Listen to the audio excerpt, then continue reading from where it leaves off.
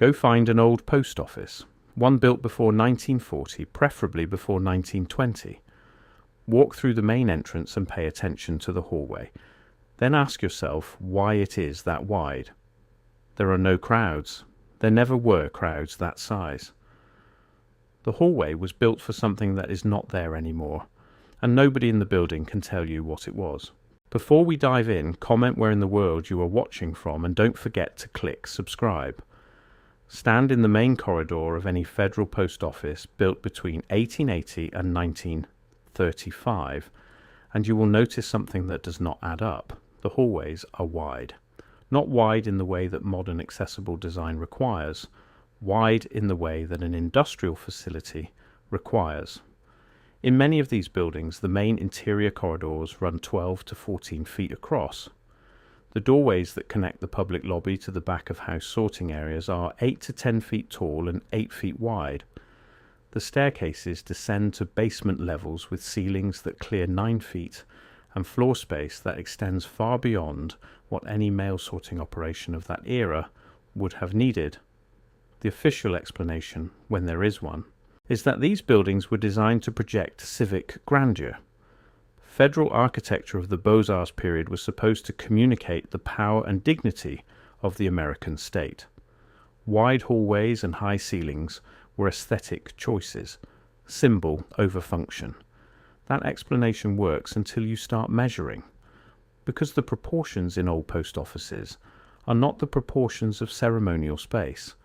They are the proportions of operational space. The difference matters. A cathedral has wide aisles so worshippers can process in and out in ritual order. A federal courthouse has wide corridors so the public can flow between departments. But the widest spaces in old post offices are not the public-facing areas. They are the interior corridors, the loading areas, the basement access points, the spaces that the public was never supposed to see. Something moved through those spaces, something that was not a mail clerk and was not a letter bag. And the question of what that something was opens directly into a version of American economic history that the standard account has buried as thoroughly as the basement floors of those old buildings. The United States Postal Service in its 19th century form was not primarily a letter delivery operation. That is the piece of the story that the official history has consistently understated to the point of distortion. The Post Office Department of the 1870s through the 1930s was the largest single employer in the federal government. It operated more physical locations than any other government institution. It handled more financial transactions than most private banks. And through a series of legislative expansions that modern Americans have almost entirely forgotten, it operated a banking and financial services system that at its peak held more depositor funds than many of the nation's largest commercial banks. The postal savings system, established in 1911, allowed Americans to deposit money at any post office location and receive government-guaranteed interest.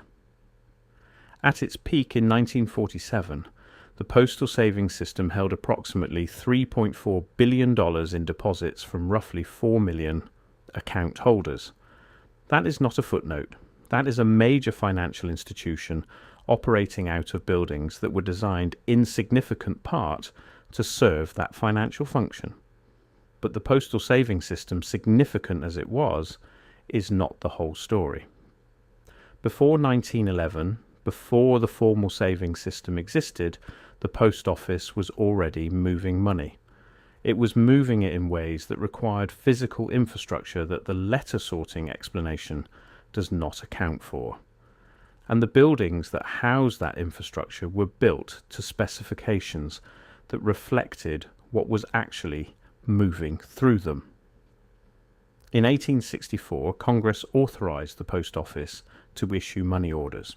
This seems like a minor administrative detail. It was not. Money orders gave ordinary Americans a way to transfer funds across the country without using a bank, without using a wire transfer service, and without carrying cash. For a population that was largely unbanked, deeply suspicious of private financial institutions following the banking panics of the 1830s and 1850s, and increasingly mobile as westward expansion continued, postal money orders were transformative. By 1880, the post office was processing roughly 36 million money orders per year, with a total value of approximately $140 million. By 1900, those numbers had roughly doubled.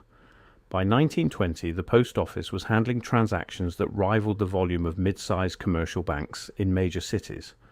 This volume required physical infrastructure, not filing cabinets and stamp pads, actual vaults, actual currency storage, actual security systems built into the architecture of the buildings themselves. And when you know to look for it, you can find the evidence of that infrastructure in post offices all across the country. The reinforced concrete floors in basement levels, the oversized door frames that could accommodate vault doors, the corridor widths that allowed the movement of equipment and secured transport without bottlenecks. The hallways were not wide because federal architects liked the aesthetic. They were wide because secured financial transport required operational clearance, and the buildings were designed around that operational reality from the foundation up. Here is where the revisionist economic history becomes most pointed. The private banking industry of the late 19th and early 20th centuries was not a neutral observer of the postal financial system. It was an active opponent, and the campaign that the banking lobby ran against postal banking from roughly 1870 through the final closure of the postal savings system in 1967 is one of the most successful and least discussed lobbying operations in American history. The American Bankers Association formally opposed the postal savings system from the moment of its proposal. Their argument, which they made in congressional testimony, in newspaper editorials, and in direct lobbying of Treasury Department officials, was that government-operated financial services would unfairly compete with private enterprise. This argument was not primarily an economic argument, it was a political argument dressed in economic language. The actual economic situation was that the postal savings system served customers that private banks did not want to serve. The immigrant populations of urban industrial cities who distrusted private banks, often because private banks in their countries of origin had failed or stolen from them. The rural populations of the South and Midwest who lived in counties with no bank at all. The working class families who could not meet the minimum deposit requirements of commercial savings institutions. The private banking industry did not want these customers, but it did not want anyone else to serve them either, because a population that learned to use government-backed financial services, that built savings habits through a trusted public institution, was a population that might eventually demand the same accountability and security from private institutions. The competitive threat was not economic, it was political. It was the threat of a population that had financial options and therefore financial leverage. So the banking lobby worked consistently and patiently to limit the postal savings system, to cap its interest rates below market rates so it could not compete effectively, to restrict the types of accounts it could offer, and ultimately to defund it entirely. By the time the postal savings system was closed in 1967, it had been so thoroughly hemmed in by legislated restrictions that it was serving fewer than 1 million customers, a fraction of its peak. The closure was presented as a response to declining demand. The declining demand had been engineered. The physical buildings survived the political demolition of the postal financial system.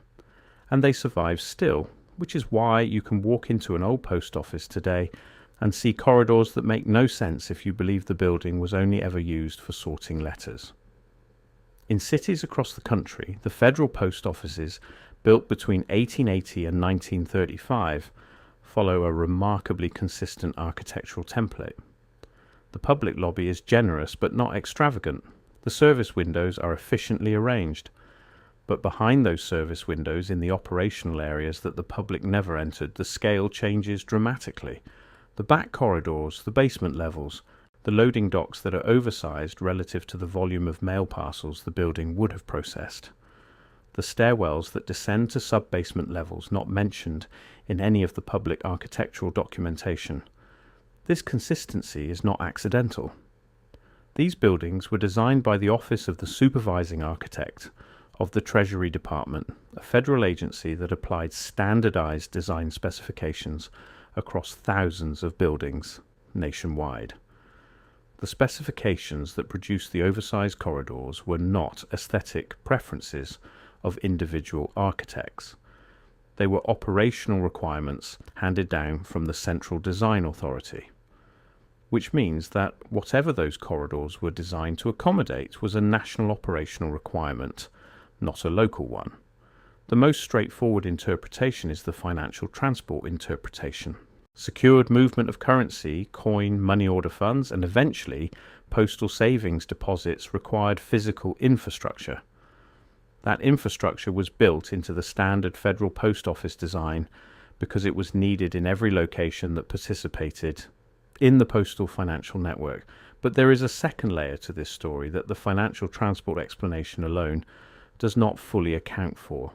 What does all of this mean for how we understand the American economy of the late 19th and early 20th centuries? It means that the standard story, the story of private enterprise competing freely in open markets, while government confined itself to delivering letters and collecting taxes, is incomplete in ways that matter enormously. The federal government, through the post office, was operating a parallel financial system that served the populations the private economy deliberately excluded. It was doing this through a physical infrastructure that was built into thousands of buildings, nationwide, built to federal specifications and distributed to every significant city and town in the country.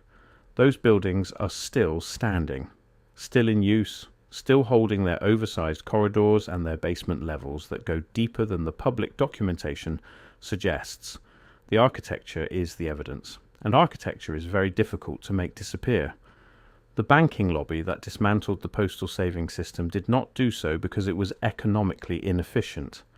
It did so because a government financial institution that worked, that earned the trust of working class and immigrant depositors across generations, that survived multiple banking panics without losing a single dollar of depositor funds, was a political threat to the argument that private financial institutions were the only legitimate way to organize economic life. A working public alternative was more dangerous than a failing one. A failing public institution confirmed the ideology. A successful one challenged it. That argument won. The postal savings system closed in 1967 without ceremony and without public debate proportional to what was being ended. The money order operation was steadily reduced in scope, and the buildings that had housed all of this activity were repurposed, reduced, or left to slowly decay with their wide corridors and high ceilings, gradually filling with the bureaucratic residue of a much smaller operation. The infrastructure of an ambitious public financial system became the real estate of a diminished mail handling agency. The hallways stayed wide. The purpose that required them was gone. So the next time you walk into an old post office and find yourself in a hallway that seems built for something bigger than a mail clerk pushing a cart, you are not imagining it. The building is telling you something that the official history would prefer you did not think about too carefully. The American state, at the height of its institutional ambition, built a financial and information network that reached into every community in the country. It served people the private economy ignored. It survived economic crises that destroyed private institutions. And it was dismantled not because it failed, but because it worked. Because a government institution that worked was more threatening to certain interests than one that failed. The hallways are wide because something real moved through them. The basements go deeper than the blueprints show because something real was stored in them. And the decision to stop using them for those purposes, to shrink the operation until the architecture made no sense, was not an accident of history or a natural evolution of technology. It was a choice, made by people with names and financial interests. And the buildings are still there if you want to go look. And that is the old post office, a building that was never just a post office. It was a bank for people banks refused, an intelligence archive with no public record, and a financial network that got dismantled the moment it proved it could work. The hallways are wide because the operation was large. The operation is gone. The hallways remain. Thanks for watching, and we will see you in the next one.